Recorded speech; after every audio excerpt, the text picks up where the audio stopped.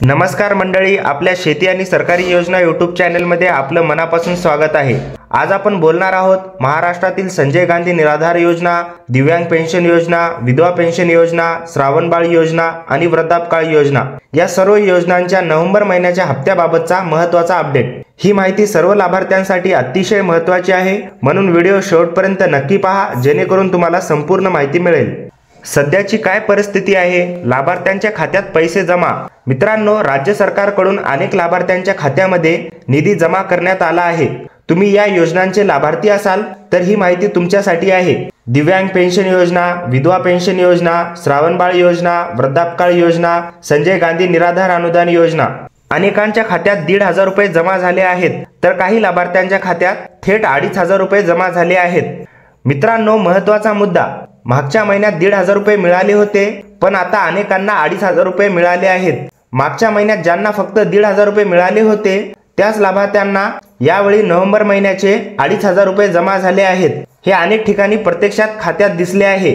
काही लाभार्थ्यांना मात्र पुन्हा फक्त 1,500 रुपयेच मिळाले आहेत। होय मित्रांनो, काही जिल्ह्यांमध्ये अशी परिस्थिती पाहायला मिळत आहे की मागच्या महिन्यात 1,500 रुपये मिळाले आणि या महिन्यातही पुन्हा फक्त 1,500 रुपये जमा झाले आहेत।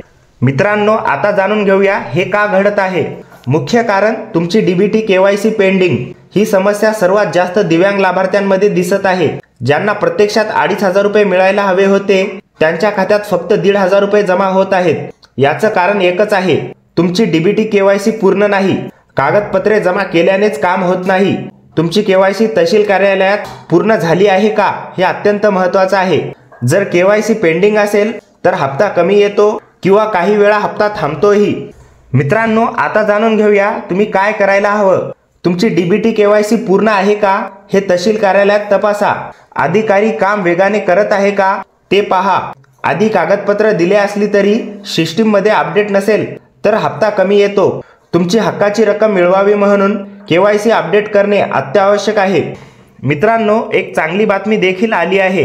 काही लाभार्थ्यांच्या खात्यात यावेळी मागच्या महिन्यात 1,500 रुपये जमा झाले होते, आता थेट त्यांच्या खात्यात 2,500 रुपये जमा झाले आहेत। म्हणून सरकारने कमी रक्कम देण्याचा निर्णय घेतलेला नाही। रक्कम कमी मिळणं हे पूर्णपणे केवायसी पेंडिंग यामुळेच होत आहे।